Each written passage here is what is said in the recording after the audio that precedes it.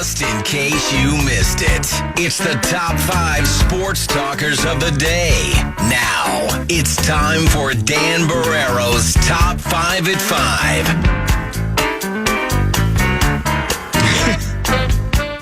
I wonder, I never remember the Fallness number because it just comes in as a phone number. Yep. Top 10, the most recent text that just came in, about 2 minutes ago. Pull it up here. Is that Fallness? Do I not have the text line up? All right, hang on. Okay. Pull that up. Well, now the internet's slow. That's tremendous. Is Username. For me, it is on air window. Okay. This is good radio. I'm glad I gave you the extra time. That is Kevin Fallness' number, yeah. Right. Which is funny. And it reads, did the Wild play last night? Well, he's not going to believe me, and there's no way I can prove it, but that's where I wanted to start the top 5 at 5. I just decided that like 60 seconds ago. I said, we've talked a lot of Wolves. They lost last night. The Wild won, and we need to talk about it. So, yes, Kevin, they did win. I listened to part of your post game. I couldn't stay for all of it because it went on and on. Well, it goes on forever. You got to go to sleep at some point. But what do you do when you don't have Kaprizov and you find out right before the game Foligno's not going to play and Brodin's not going to play? We know all the guys that aren't playing, right? What do you do, hockey ambassador, when you're in a situation like that? Well, you hitch up your britches and you say, we're going to take a stand. Close. You hop on the Gus bus. Well, that doesn't hurt. You go outside, you jump over and you go to the depot and you say, I want to get on the Gus bus. Isn't that a lyric in a song? It should be, if it's not. It's in a song. Isn't it in a Paul Simon song? 50 Ways to Leave Your Lover? I'll find it while you're I think you're right. I'll find it. I mean, I don't think... Make a new plan, Stan? Yeah, I don't think it was related to Gustafsson as a goalie because I don't think he existed quite then, but we'll find it. But bottom line is he exists now. A much-needed victory for your beleaguered, seemingly reeling... Well, not seemingly, they were reeling. Minnesota Wild hockey team. 28 saves on 29 shots. Matt Zuccarello scored the tie-breaking goal at 15:22 of the third period. And the Wild not only got a victory, which they needed, they snapped the Kings' 5-game winning streak 3-1 at the X last night. Ryan Hartman with a goal and an assist. Spurgey, he had a couple assists for Minnesota. They had lost 2 in a row in 4 or 5. We know all that. They're now 4 points back of the Colorado Avalanche. And as I pull up the standings just to see what kind of breathing room they have as of right this minute in the Western Conference wildcard race, they're back in front of Vancouver by 8 points, as well as the St. Louis Blues. The Canucks have a game in hand on us. The Blues and Wild have both played 68 games, so they're 8 points clear from missing the playoffs completely. But they had to hop on the Gus bus, and he was tremendous last night. 50 Ways to Leave Your Lover was a hit. It has to be back in the, I think it came out in 75. Verse 1, the problem is all inside your head, she said to me. The answer is easy if you take it logically. I'd like to help you in your struggle to be free. There must be 50 ways to leave your lover. She said, it's really not my habit to intrude. Furthermore, I hope my meaning won't be lost or misconstrued, but I'll repeat myself at the risk of being crude. There must be 50 ways to leave your lover. Then you get to the chorus. What are those ways? Well, you just slip out the back, Jack. Yep. Make a new plan, Stan. You don't need to be coy, Roy, to just get yourself free.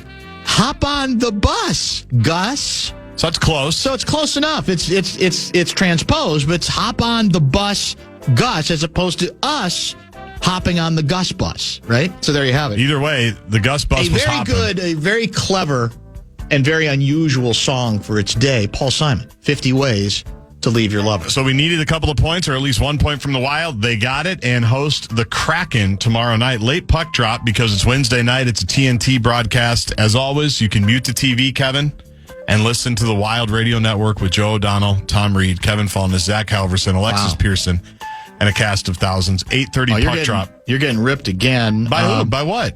By Fallness. It was 30 minutes and not a second later and roughly 90 minutes shorter than any Gopher football postgame show. Shots fired there. I'm glad to see he's hard at work preparing for the game against the Kraken tomorrow. He's really locked in.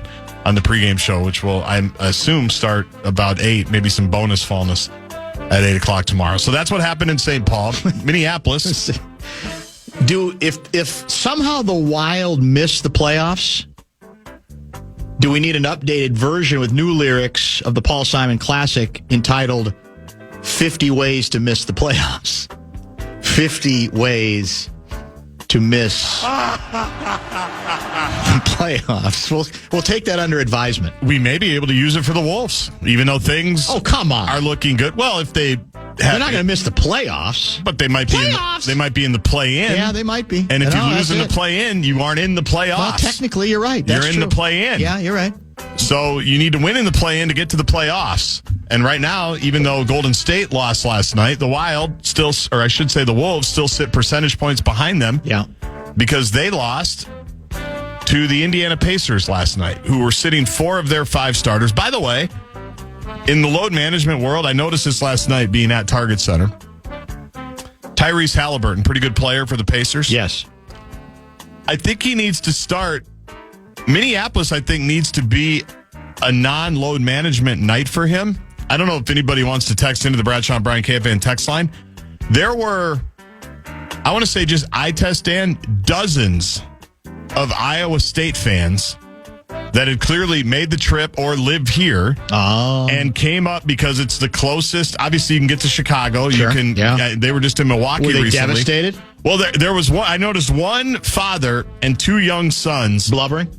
like right behind the Indiana bench, wearing their Iowa. The dad had the Iowa State stuff, and then the kids had the Halliburton jerseys on, and they had a sign too. I couldn't read what the sign said, but those tickets can't be cheap. I can't imagine those were season tickets. And so, did they at least get some shoes out of the deal? Well, that's what I wonder. Like, what happens in the load management injury era where it used to be you could line it up and say, we're going to go watch Halliburton play. Yeah, right. And he wasn't able, given that Iowa and Minnesota are obviously border states, and a lot of Iowa State people, live here still. I just thought that was interesting because I saw a ton of that last night. So I think he has to play in Minnesota from here on out. Makes some sense. That's just me looking out for him. So we lose and the Warriors both lose, correct? Yeah, Pacers didn't need him. I didn't even mention the score. Everybody knows it. Pacers didn't need him. They have Obi Toppin, a former Tibbs draft pick. In New York, he got skewered for not playing him more. Yeah. Because he's never really amounted to a consistent force except against us last night. And he has never been known as a three-point shooter, and he hits 4 of them in OT alone. 7 of 10 for the game, 34 points. They made 17 threes on the night as the Wolves did not start well. By the way, it was sloppy. Do you subscribe to the notion, it's been advanced a couple places nationally, and I have felt this way for years. In the National Basketball Association, overtime should be 2 minutes, not 5. 2 minutes. 2 minutes. 5's too long. You don't need it to be 5. 2 would be more exciting. Yeah. Because here's what I think happens. You have a thrilling finish at the end of regulation sometimes, and it goes flat early because we got 3 minutes to get to the last 2, and everything kind of slows down. No reason. If everybody's looking for making things get done quicker, I think there's no reason, other than I guess if you're worried about records, to have anything longer than. All right, I didn't compromise. You want to do 3 minutes? Do 3 minutes. 5's too long. I've always felt 5 minutes is too long. I'd never really thought of it. I'd be interested in seeing what that looks like. Gives you a little urgency right out of the game. Me? Yeah. Well, the best part, I don't know if you were watching at this point, in overtime last night, the Wolves immediately turned it over. And then the Pacers immediately turned it over. Yes, it was 2 of the sloppiest turnovers not good. You'll see in the first 12 seconds. And then we got it right back because of it. And then the Wolves got it, but they end up losing. And so they are 40-30. I think it's 0.03 of a percentage point. I mean, basically, they've played 2 fewer games. So they're also 10 over 500, but they only have 29 defeats. That's what it's all about. Here's what's interesting, though. The Warriors host the Bucks tonight, and I believe Curry has already said, Kerr has said he's sitting, that Steph's out of gas, and he's sitting him for this game tonight. Right. Which, again, we're learning doesn't guarantee a loss, but you could say, well, that might be a tough game against Milwaukee. I'm looking at the Warriors schedule the rest of the way.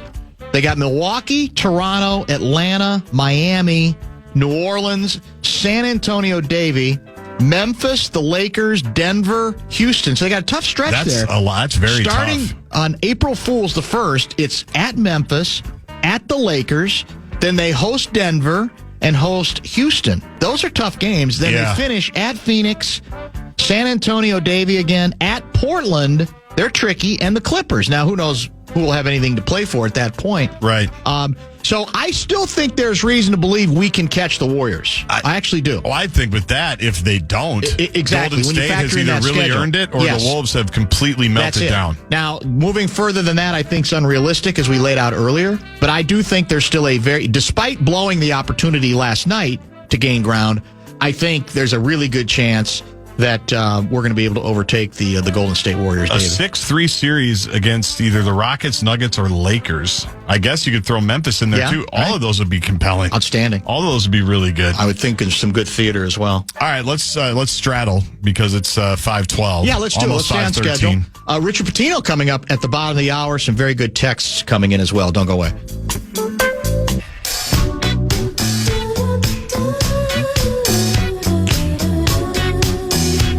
The NCHC Frozen Face-Off is bringing the best of college hockey to XL Energy Center for one final time, and tickets are still available for all sessions on March 21st and 22nd. Don't miss out on a chance to see a champion crowned in St. Paul one last time. For full event details, get your tickets today. Head over to KFAN.com. Make the keyword calendar. 612 guy, regarding the concept of 2-minute overtimes in the NBA, I'd be, by the way, fine with that. College games, it's 5 minutes, isn't it, as well? Yeah. 2-minute overtimes. Do you want games with 8 overtimes? Yes, that would happen. I do not. I guess that's a fair comeback. Do you have a much greater chance? Does that change your chances of there being a tie after 2 minutes? The idea that it's 2 minutes. Logically, I guess it does. Yeah, I guess it does. But I would still take my chances because there's a million ways. There's 50 ways to leave your lover. There's a million ways to score. Yep. And have 3-point plays, 3-point shots, make 1 or 2 free throws, whatever the case may be. I guess I'd have to think about that, but I'd be willing to take that risk. It's worth exploring because I think you stay in it as fans, hopefully, presumably as players too, but. If it's 2 minutes, because it's almost like you pick up right where you left off at the end of regulation. It's almost like with a 5-minute OT, I think the start of OT is almost a little bit like a letdown. Because if you score first or second, big deal. Right. 5 minutes, there's plenty of time to go. Right. You score first in a 2-minute OT, you're going, hey. There's urgency. We're in good shape. We're already a little bit ahead of it. So I don't know. By the way, did you watch any of the conference basketball championship games this weekend? I did. Did you pop in? Yes. I was thinking of you immediately as I was watching Wisconsin and Michigan. Yes. The Wolverines win the Big Ten championship over the Badgers. You forget, you go through a whole college season, and some games are really close and some games aren't. But these championship games, a lot of them are really close, right? 2 great teams just battling it out for conference supremacy. Yeah. It's a good primer for what's going to start tonight right here on the Fan, and not in a good way. The endless replays in the final 2 minutes. Yeah. The Wisconsin-Michigan game, there was I'm watching it. It's going great. Good action back and forth. Both teams are just trading blows. A good game. Michigan State the day before, same thing. Yeah. Really good games. And then I think the last 90 seconds took 18 minutes because there were multiple replays. Right. And it's just who the ball went off of and things like that. So get ready because this is the week when it all starts. It'll probably start tonight in Dayton with North Carolina and the Brian Dutchers, San Diego State. Because it's life and death. Because it's March Madness. March Madness, and it's the cup, and it's life and death, the whole bit. You got to get it right. You're right. I may be so worn down by the process, I didn't even think of it that way because I'm so used to it. But you're right. That is how it went. And was that the game? Was it the championship game or was it the semifinal where a Michigan guard went coast to coast for a layup to win it? Which game was that? That was the semifinal against Maryland. Oh, yeah, that was the semifinal. That was a hell of a finish. Yes. And I tell you, I don't know what Maryland was thinking. No, I don't. Well, they just kind of let him free. It was a well executed out of bounds. That's play. True. And Coach Knight probably taught Dusty May that play. I was going to say, in all seriousness, Now, I know Michigan dipped late in the season, but he is a good coach, man. I think, in Indiana, you talk about places where you look back on missed opportunities. Indiana is, I got to believe, ruining the day that they missed out on Dusty May, because obviously there were people in Indiana who said, get him just throw the book at him, or the payroll at him, give him the Brinks truck and get him out of there after 1 year. But the word is he didn't feel comfortable, bailing on Michigan a year after getting the job. And so, in effect, that eliminated their chance to get the no-brainer hire in Bloomington. But what struck me about the way they're coached, and I guess it's another example that coaching still does matter, is they play most of the time two big men, right? Which in of itself is a little unusual. They do. They're both really good. They're good, and they're really good playing off each other. They love playing off each other. And the Wolf kid is an absolutely brilliant passer. I mean, he's an unbelievable big man. He ain't Walton level. I'm not saying he's Joker level, but he's awfully good at the college level. I watched, even they needed plays late, and that's what they did. They basically just had plays set up for the two big men. They run pick and rolls with each other. They do, yeah. and they both are good at getting the ball to the other if that's what opens up. So I don't know how far they can go. I'm not sure. I'm not saying they're a great team, but you see the coaching, and it's so often you look back and say, well, you got to strike when you can. You feel like you're never going to get that second shot again at various people. That's how I felt that way a long time ago about it. And this ship has sailed now on Eric Musselman, who now, as we said, in fact, we're going to try to get him on this week, did not have a good season at USC, but has been outstanding. Here was because you don't know that there's ever going to be a second shot. And I'm sure that's what they think about Indiana. They may like the guy from West Virginia. He might turn out fine. But there's so many times where you go, you had a shot at whatever, and then once that ship sailed, what happens is the coach that you coveted ends up someplace else. And you know what happens? They start enjoying being to that place, and they either stay there or they find some other job or whatever the case may be. And you don't. I think it was your guys. You were a big Seals and Crofts guy. Always. Still am. We may never pass this way again. Yeah. That's the story, is that you may not have a second shot, and I don't think Indiana's going to have a second shot at Dusty May. Do you know where a school that your guy Wolf, the Michigan big man, visited before he committed to Yale? Here? University of Minnesota. Is that right? Ben Johnson recruited him. Yeah, he's a nice player. He ended up going to Yale, and the rest is history. Obviously transferred to Michigan. And then the Russian big man, I don't remember his name off the top of my head, just watched a Big Ten Journey piece on him that his parents just came over from Russia for his senior day. He hadn't seen him in 5 years. Is that right? And I was just full-on ugly heave crying in my living room. That's big. His fiance took him to Detroit Wayne Airport. His mom and dad came down the escalator. Yeah. I mean, I'm heave crying just thinking about it now. And then they were there for the whole weekend. Oh, that's good. It's not easy to get out of Russia, as we learned with Kaprizov a few years ago. Yeah. And they somehow figured it out, and he hadn't seen his mom or dad in 5 years. 5 years? Yeah. That's crazy. It was awesome. That's pretty good. That's a good story. Interestingly enough, it turns out there are some extra lyrics from Paul Simon's 50 Ways to Leave Your Lover. Did he do another version? They were left on the cutting room floor. If there had been they had to, it was the days of AM radio. Right. So you had to shorten up the song. And Larry Mondello guys found some of those lyrics. For example, can't score a goal, Cole. Kaprizov still hurt, Bert. Blame it on Suter, Scooter. F. Norm Green, Gene. That's according to Larry Mondello guy. So we've got a good start for our new song. We actually do, don't we? Nordo could probably put it together. Nordo's good at that. He's outstanding. So's hockey. You used to be good at that. I mean, you can still do it, The songs? For us, yeah. You were pretty good at songs back when you were a pup, weren't you? Yes, I could write them. I needed somebody to perform them a little bit better than me. Yeah. But yeah, we did those back in the day. We were young, scrappy, and hungry back then. That was a long time ago, wasn't it? Yeah. Unfortunately, those days no longer exist. I'm trying to stall because I'm trying to get to a tweet somebody's bringing to my attention that might or may not be germane. Let me see if I can find it. I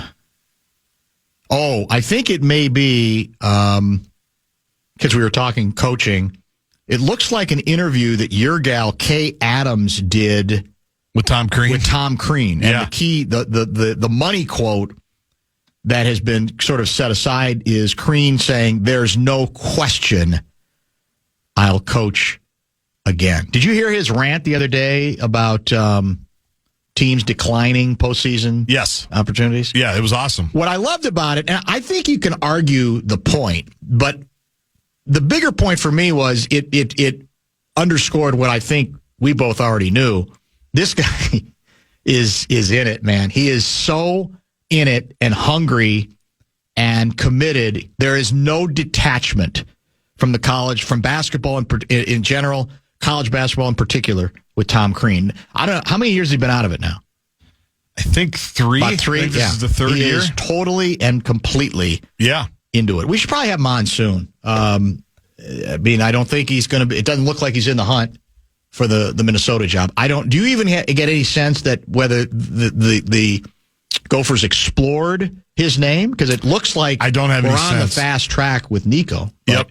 I'm kind of curious if it came up at all or might come up at all, because I think it should have. If it didn't, I think there should have at least been some discussion. Let's do this. Let's stay on schedule. And speaking of college basketball, our old friend Richard Pitino is back in the tournament. We'll catch up with him on that and a number of other fronts. He's always a treat. Richard Pitino is next.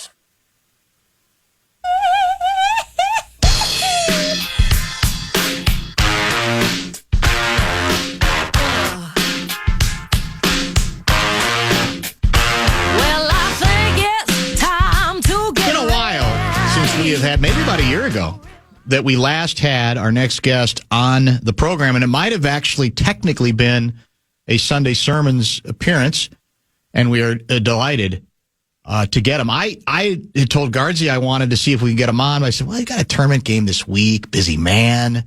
You know, I don't know if he's focused, he's competitive, he's intense. High-level competitive stuff. And yet, Richard Pitino finding time for us via the Connecticut Water Systems Hotline. Now, will you get in any trouble if it doesn't go well in the tournament in your opening game? Will you get any trouble from people saying, well, he wasn't even locked in, he wasn't focused enough, he's doing stupid interviews with one of those goofballs in Minnesota where he used to work? No, that's way more of a Minnesota thing than a New Mexico thing. You guys worry about that stuff a little bit more. We just keep the main thing, Dan. You brought it up about when we last spoke. It was after my first championship here, and so I'm happy that we were able to speak after my second championship and my back-to-back NCAA. Well played. Very well played. Yes, very well played. Yeah, that was well done. Now, you're talking about the regular season conference title, not the postseason one, correct?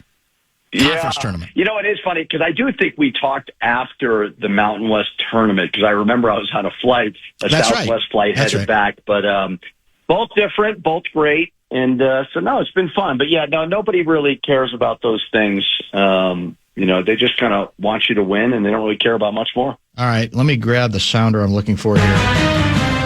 My sources say you might be prepared to break a little Golden Gopher men's coaching news. Is that true? Do you have anything you want to report? I told Gaardsy that I wanted to just screw it all up for the whole fan base in Coyle just to pay them back. But no, I do not. Right. I do not. I've spoken to Mark. We still keep in touch. You do? And rooting for them to figure it out. You do stay in touch? I do. Oh. Yeah, I'm not a bitter man. Okay. Dan, I think at the end of the day, if I didn't want to get fired, I needed to win more. So it's all good. And, we had some great memories there and no bitterness at all. That's very high roadish of you. I will say a very mature approach to take. That is, that's for sure. If I said to you, okay, here's a way in which as a head coach, I feel I am better or more prepared or more seasoned in my most recent job than I was at Minnesota. Does anything in particular come to mind at all? I get it. I've had some conversations, not breaking any news to our people in New Mexico, but, job openings over the last couple of years just because of some success. And that's always the first question that comes up. It's like, please apologize for your sins at Minnesota. And, I mean, honestly, you know, Minnesota, and I see all the things on Twitter. People say that the barn is horrible. Like, I really don't believe the barn is a detriment to the program's success. Now, I believe the barn may be a detriment to some attendance because you've got some, you know, attendance issues, because you do have some great experiences in the Twin Cities. But I don't think that's the problem with Minnesota. Are there things I could have done better? Yeah, but we did have success. I think the biggest thing that whoever does get that job is he's got to find people outside of Mark, the administration, that can really help elevate the thing, you know, that really, really care about building a championship program. And I know they exist. There's great people there. But honestly, when I reflect on it, like, I mean, I've won 26 games the last 2 years, back-to-back years. I'm not a better coach now than I was back then. It's just, you gotta get everybody on the bus best you can. I mean, I think PJ's done a great job of building some consistency and some continuity. And whoever that coach is, he's got to find a way to do that. So from your standpoint, because it has every time, fortunately, this happens, the coaching change is made, it's all right, what is uniquely bad or challenging about the situation here? And it sounds like part of what you're saying is a belief. Are you talking about like community leaders? Are you talking about boosters who aren't millionaires, but maybe closer to billionaires that in their own way can help? Is that the language we're speaking here, or you're speaking? Yeah, I think so. I mean, what is going to separate Minnesota from these other Big Ten jobs? You know what I mean? Like New Mexico, we certainly do not have as much money as Minnesota, right? And especially the Fortune 500 companies and all those things. And I think in order for the next step, in order for any coach, now you got rev share, plus who knows where the additional NIL stuff are going.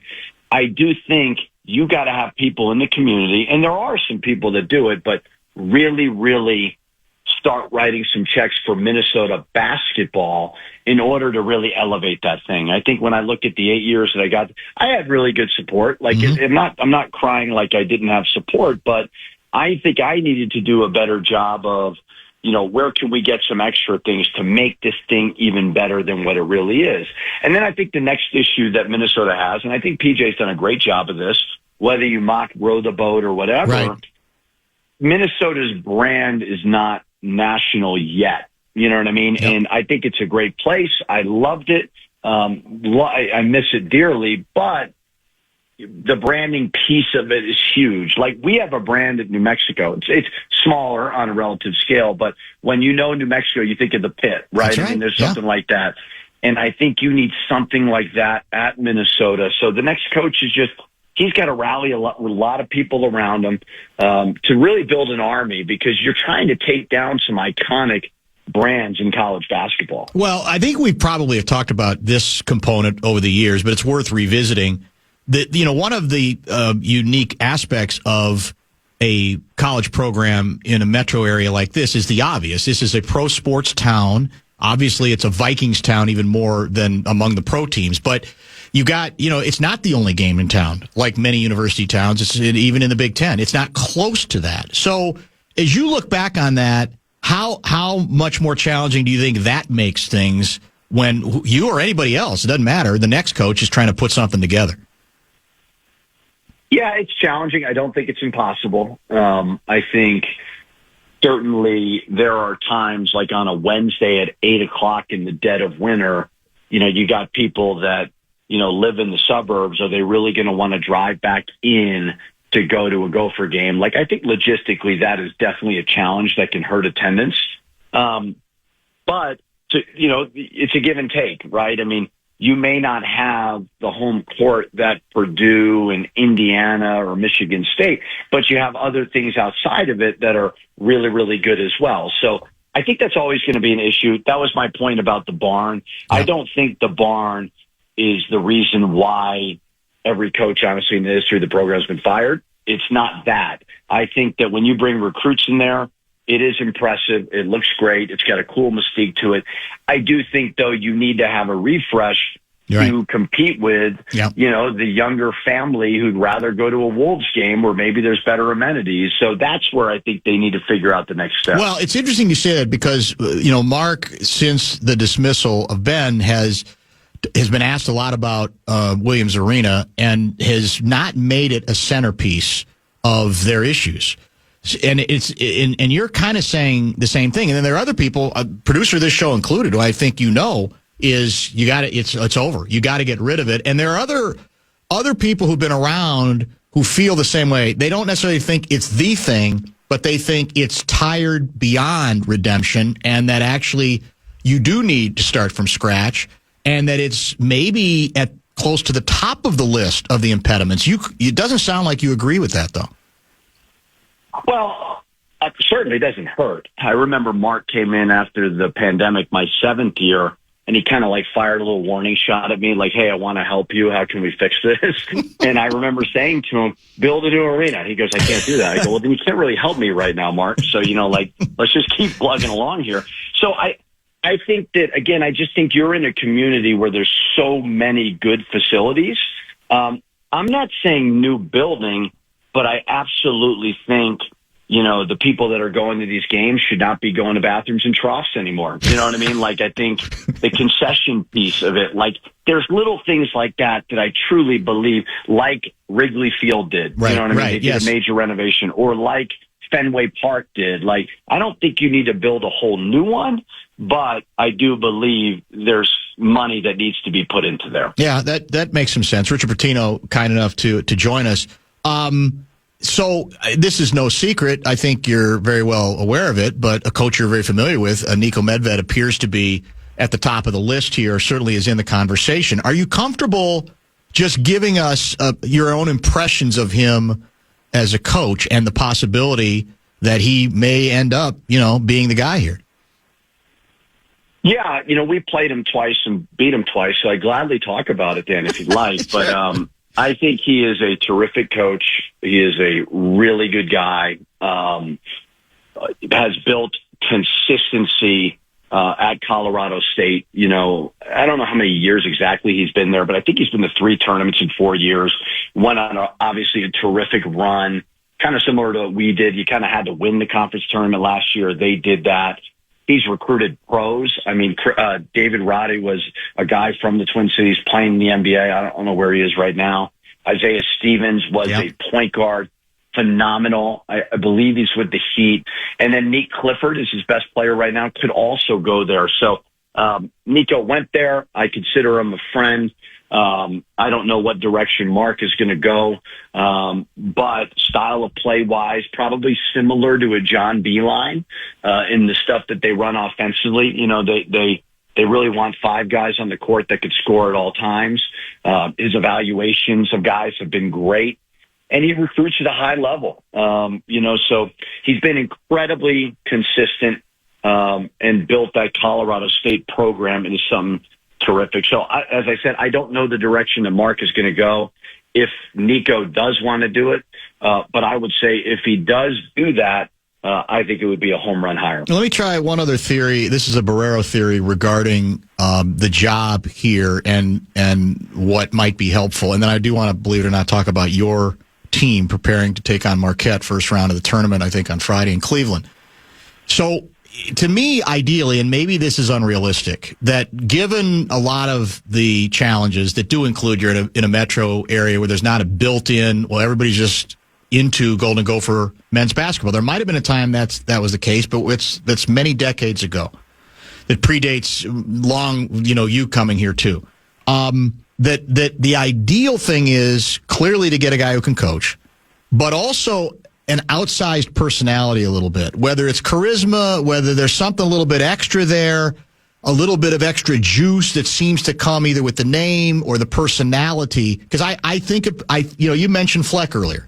Fleck's not, some of the, I am one of those guys who kind of rolls my eyes at some of the stuff he does, but it's not for me, right? I'm not the demographic they're looking for. And he obviously has a personality to him that has brought an identity to what they're doing here. And I wonder sometimes if it's enough to have a coach who's competent, that there's a need here because of the unusual situation in a metro town that you almost do need a bit of an outsized personality, and you need both. Is that a fair, is that a fair analysis or not? Probably not, honestly. I don't think it hurts, right? I think PJ's personality is an extreme, right? I mean, there's not a lot of people like him, and that's a compliment. But it's probably a little bit overrated. I think at the end of the day, like I said before, like if every coach, and again, I think Minnesota is a great place, and I think it's a good job. But if every coach in the history of the program has been fired, they need to look inward of what can they do to assist the coach. Now, the world has changed, right? You can now pay. Rev share is supposed to level the playing field. Who knows if that actually changes? But I think more than anything, besides getting in front of a camera and, having a good personality or whatever, I think it just comes down to like a guy like Matt Painter, right? Like, I think Matt Painter is a good guy. He's a friend of mine. I don't know if he has this outward personality, right? So it really just comes down to winning more than anything and building consistency. Like when I look at the 8 years that I had there, I had 3 really good years, but we were just inconsistent, and I wasn't able to build that. So, really pushing Mark to get them the resources, the staff, now obviously with RevShare, are there additional NIL opportunities in the Twin Cities that can really, really help? Because, you're just going against some really, really stable programs at the top, and you're trying to break through. So I don't think a great outgoing personality hurts. But, the community in Minnesota, I think they just want, they want authentic people. Right. And, that really resonates well with them, I think. 26-7, I believe, is your record. 17-3 in the Mountain West. Give us, for those who have not watched your team play, give us a primer. Give us a little preview from a style standpoint. Is this kind of a classic Richard Pitino style team? Is there some adjustments you had to make on the basis of your personnel? What if people want to watch the Marquette game, for example, what are they going to see? Yeah, we're a little bit different than Minnesota. I think when I took the New Mexico job, I made a commitment to offensively playing a lot faster. One of that was altitude. We play at high elevation, so the pit is obviously a great home court because of the fans, but there's also an altitude factor of just running and tiring people out. So I've really committed to that part of it. We've got a top pace of play in the country. I think we're top 5 in fast break points. I have a dynamic point guard who was just named honorable mention All-American, which is amazing coming out of the Mountain West. Yeah. I've got the player of the year, the same player in Donovan Dent.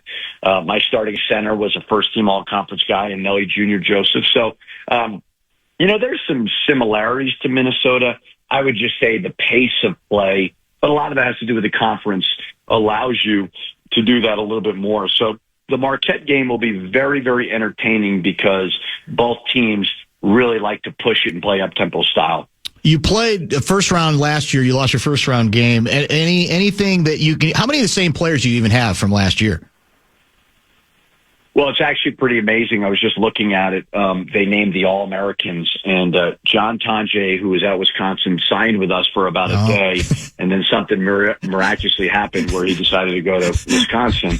We also had JT Toppin, who was also an All-American, hit the transfer portal. He was in our program and was Big 12 Player of the Year. So I look at what could have happened with that roster would have been amazing. But we lost JT, who was a really good player in the portal, and Jamal Mashburn Jr. to Temple, who was second leading scorer in the country. But starting point guards back, 2 guard was kid off the bench, and then our 4 and the 5 were back. So, we retained a decent amount, but that's getting harder and harder for everybody, I think.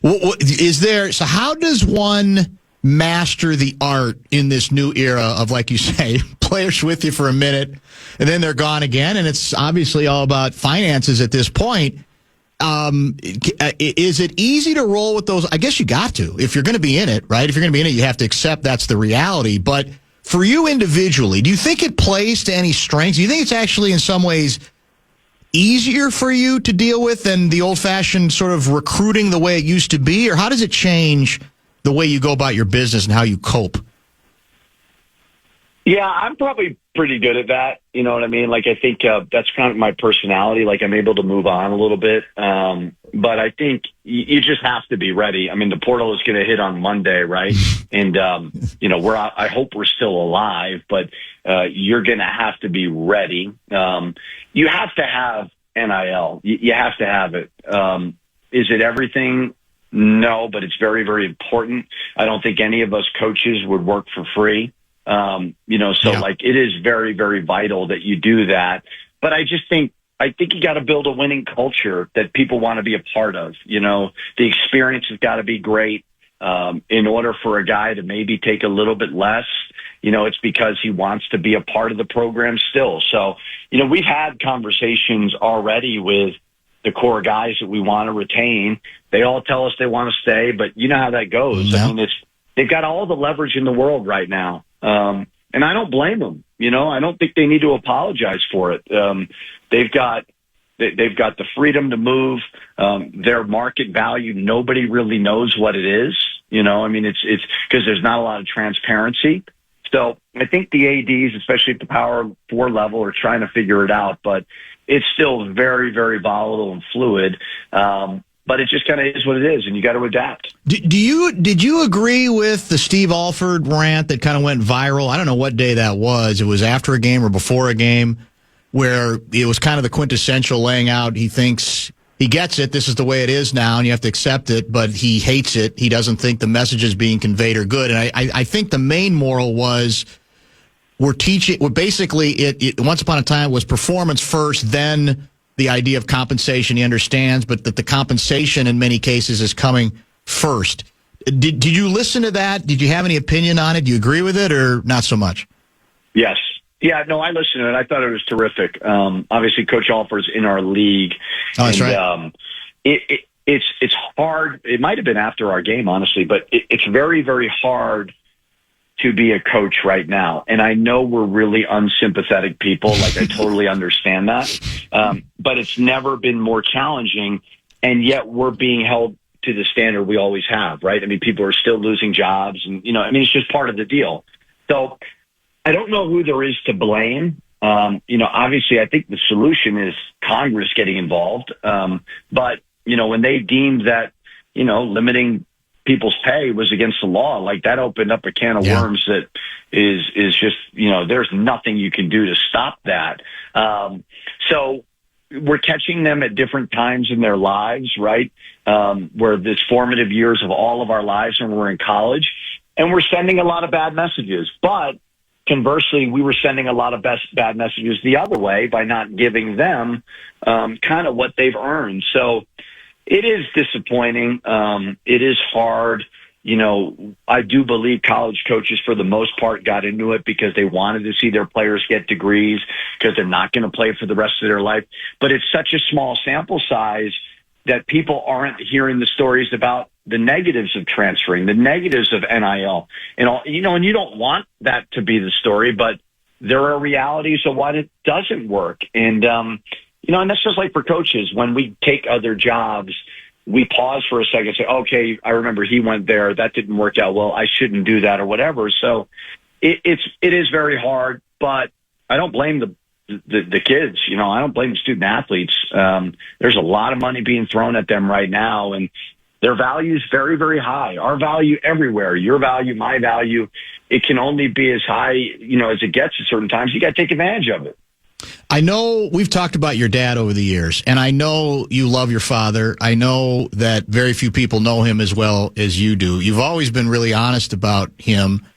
But in your heart of hearts, did you think he would ever end up having the opportunity that he now has, and then the opportunity to bask in, basically, he's the toast of college basketball again. Let's face it. I mean, it's become a national story. He's riding it out. He's in the middle of everything. He's doing late night talk shows, etc. In your heart of hearts, did you think, whether he should or not, did you think he was going to have a chance to pursue college coaching at the level he is a second time around? Well, the word you use, bask is very appropriate. He is basking in it right now. I mean, every late night TV show, Good Morning America, I'm like, what am I watching right now? I mean, he is totally overshadowing my great year and stealing all my thunder, but that's okay. He's living his best life. I love it. As a guy whose parents are getting older, he's doing great. I'm not surprised he's winning, but it's really cool to see him having a lot of fun.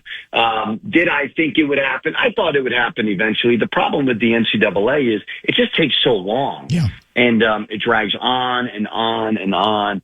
So, credit to him. I think right after it happened, I think he was a little upset and bitter, and I understand it. But he did move on. He went overseas and coached in the EuroLeague, and he loved it.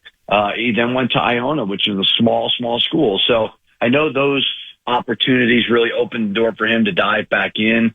I was just hoping it wasn't something that, he's getting older and didn't want to do it. So you couldn't write it up any better. I know when some opportunities opened up, he asked me what I thought. And I just thought St. John's was the perfect way for him to go out. He's got so many good friends. We got a lot of family up there. To do this in Madison Square Garden like that, I mean, it's an absolute dream, and it's been a lot of fun to watch. So very, very happy for him. Selling out the Garden. I mean, the whole thing is just transformed. And by the way, you can answer this question. Now Spike Lee is courtside. Now, did he become a St. John's fan 8 minutes ago? Or if I missed him, he's been there the whole time. Yeah, total bandwagon. Yeah, no, he's a Yankee Knicks guy, but right. He's diving back in. But that's the beauty of that place. That's it. And that city. I mean, cities are always hard, but at the core of New York, it's always been a basketball town. True. Yeah, it's outstanding for sure. Last item for you today. Richard Pitino kind enough to join us as he prepares his team for return to the big dance on Friday, I believe. Your first game is against Marquette. So you kidded when you came on. I don't think anyone can be as competitive as your father, but it doesn't mean you don't have any competitive juice to you. So that being the case, is there part of you that looks back on, you've said, you've moved on, you talked to Coyle still, you've acknowledged, okay, maybe we didn't, I needed to, win a little bit more. But is the competitive part of you kind of enjoying the idea, okay, I'm coming back on radio here, I can remind people the success we've had. And yeah, it does piss me off when I look back on it that I'm still not there, especially given what's happened since you left.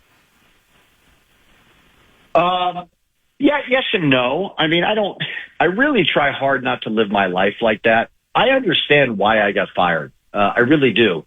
Do I think it was all my fault that we didn't win every single year at Minnesota? No, I do not. I think people have to realize it is a hard job. Do I think it's one of the hardest Power 5 jobs in the country, like I think Seth Davis said, whenever that was? No, I do not. But it is a hard job, and it's not always Ben Johnson's fault. It's not always my fault. It's not always going to be the next coach's fault. You need to band together and help those guys to try to slay the dragon of the Michigan States, the Indianas, the Illinois. They have a lot of support that Minnesota fans, they do care, but there's another level that could reach. So am I looking at it like redemption at New Mexico?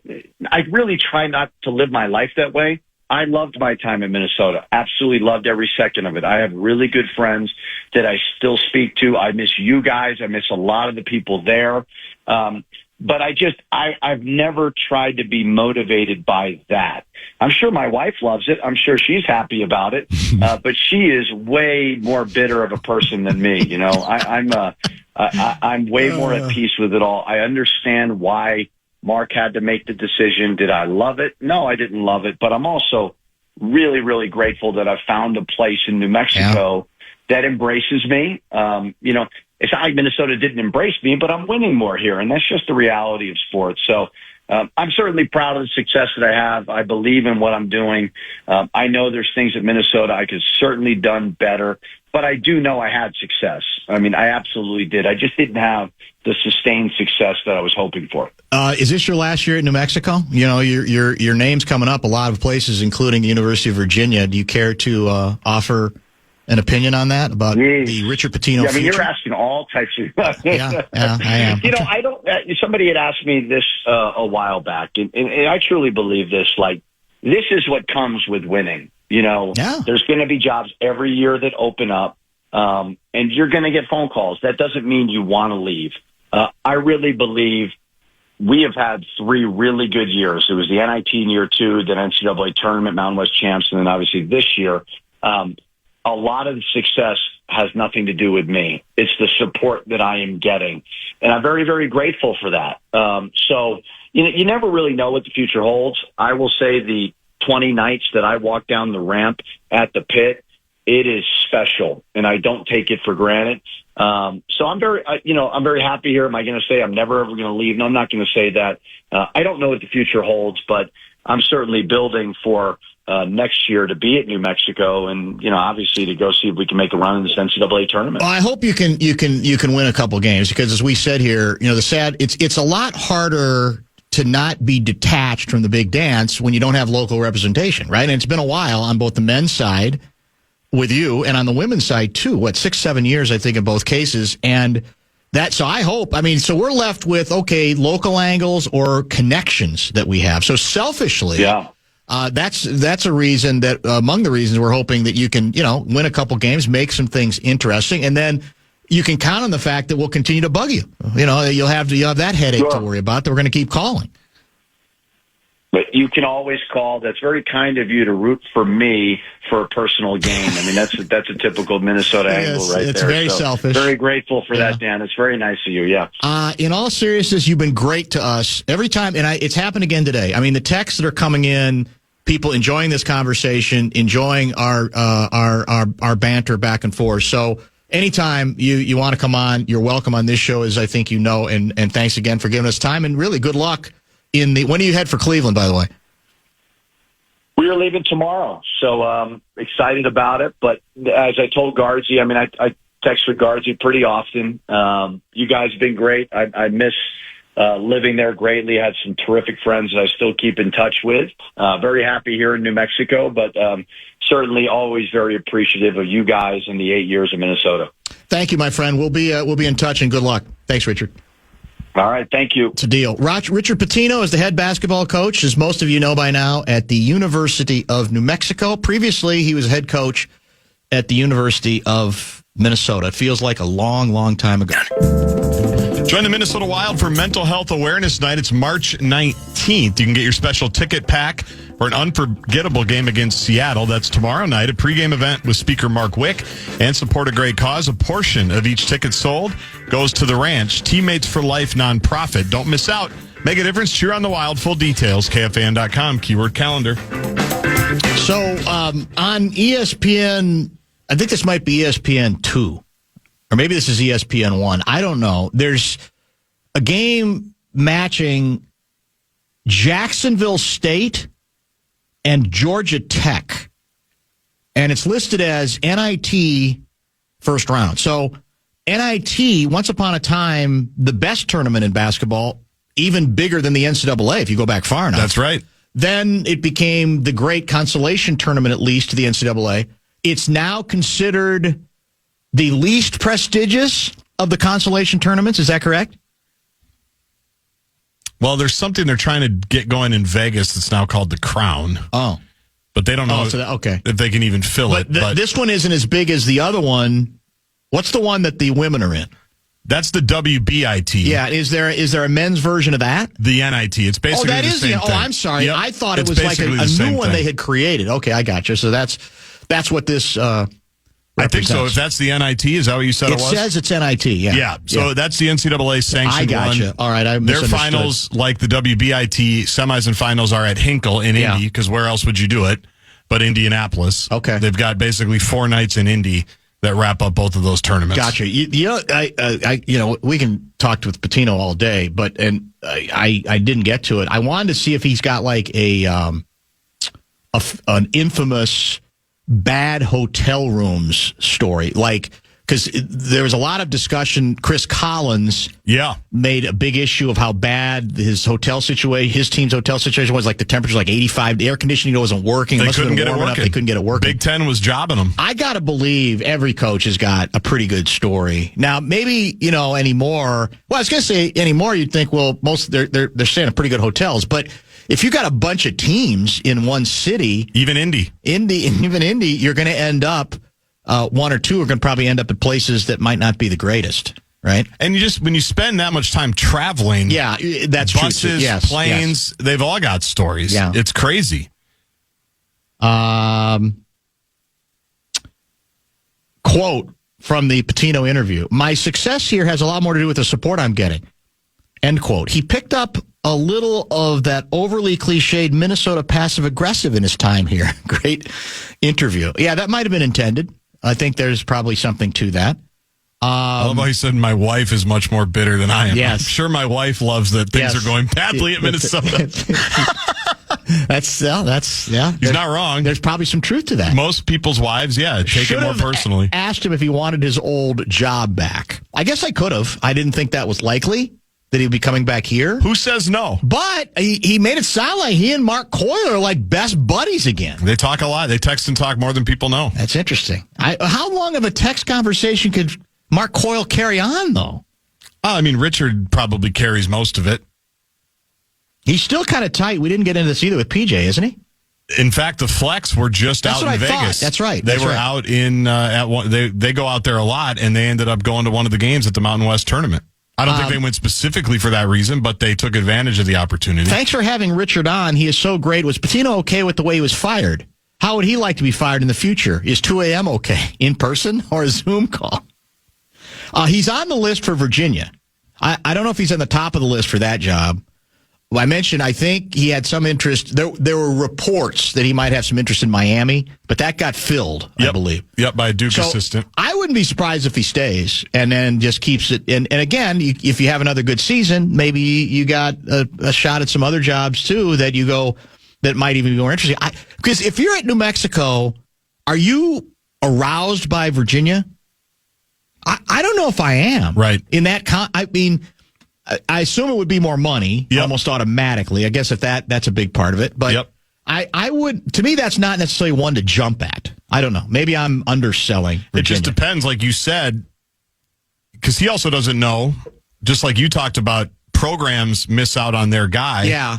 Coaches can miss out on their opportunity. Yeah, what if he has a down year next year, for example? Donovan Dent, their best player. Yeah. What if he says, you know what, I'm happy for the Pitt. I didn't realize he had Tanjay for like 15 minutes. I really didn't either. Or I knew that he lost the guy that became the Big 12 player of the year. Right. But I know that Donovan, they put a lot of resources in. His gallows humor, his dry humor is tremendous. It is. I do miss it. There's no question about Absolutely. that. It's just a lot of fun. Let's do this. Let's stay on schedule. We'll wrap up the show, remind you what else you missed and what we have coming up on tomorrow's program. Don't go. Show wrap presented by American Pressure, commercial-grade pressure washer since 1975. It's the bumper-to-bumper show wrap. I think a pretty eclectic program today. A very nice in-studio visit with the always committed Kevin Seifert. If you missed it, it'll be podcastable. Started at about 3:30-ish. And went to about 4:30. And don't worry for those utterly bored with the A-Raj topic. We only spent about half of the time on it. We got into a number of other issues and stories, including the possibilities of what this team might be defensively next year.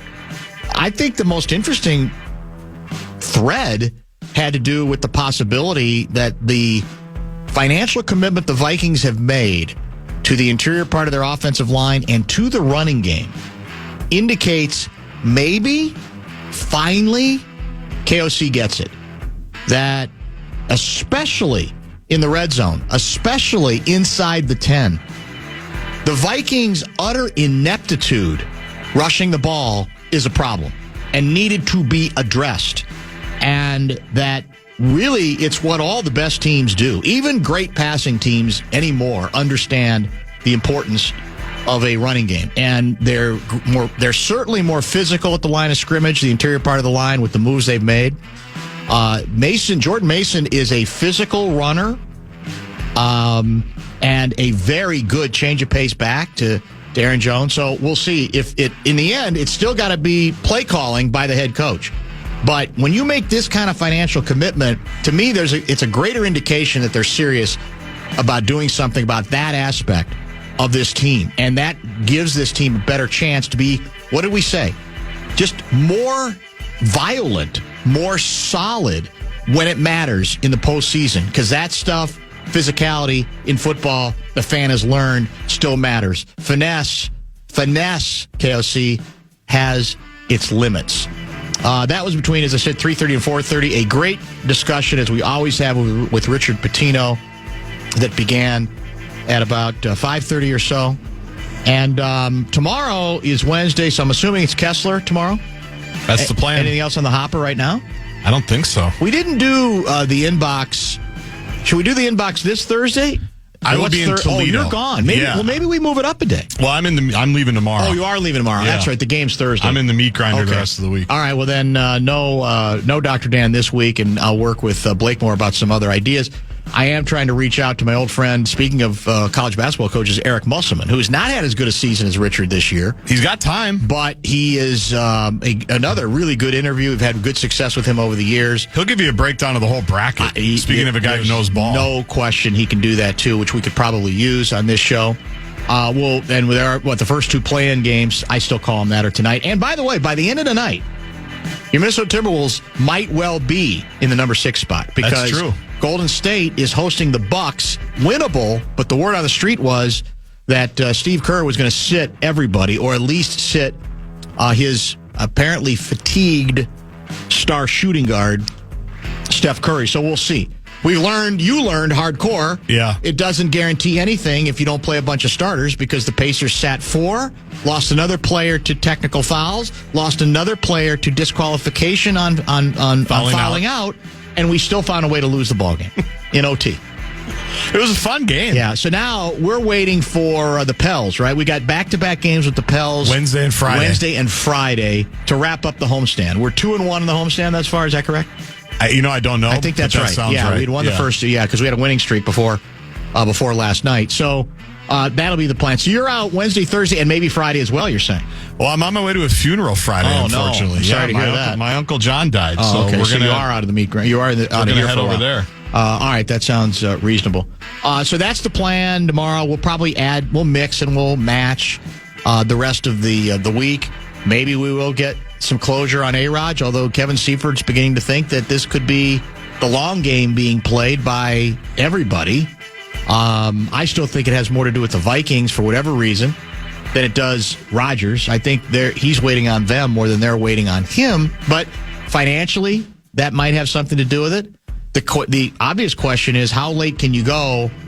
And if for the Vikings, and with the possibility of leaving yourself without any of the viable backup quarterback ideas that you might have. Because as Seifert said, the way this organization is built, the way the ownership speaks, given the amount of money they've spent this offseason, they want to have, if possible, a viable alternative to J.J. McCarthy. If for whatever reason his recovery is slowed and he's not ready to start the season, or he struggles a bit, they want an option. I mean, they want a viable option. Now, you could say the backup quarterbacks who are left, how viable are they to really make a run? Not many, although the old-timer Flacco, I mean, could still throw, I guess. I'm still not sure I want necessarily Flacco for like 8 games in a row, but and that's where we got to be realistic. I don't know how many others out there you look at and go, well, no, you're fine, even if you put them in for an extended period of time, right? All you're, I think, hoping to do, if you don't end up giving in to the A-Raj experiment and trying it, is you're just looking for somebody who can maybe hold the fort for a week or two. What does Robert Smith always say? Denny used to say, just drive the bus, or drive the car, just keep the train on the tracks. It was some cliche. Yeah, it was one of several. Just do it for a couple of weeks. That he went with. So tonight is Fan and a Man in the Air, is that correct? And then Wild Weekly. Wild Weekly tonight. And then we'll jump in on the play-in action. There we go. San Diego State and North Carolina. From Dayton, Ohio. You love Dayton. You can't get enough of Dayton, Ohio. I'm going to be like 90 minutes from Dayton tomorrow. I might try to go to the play-in game.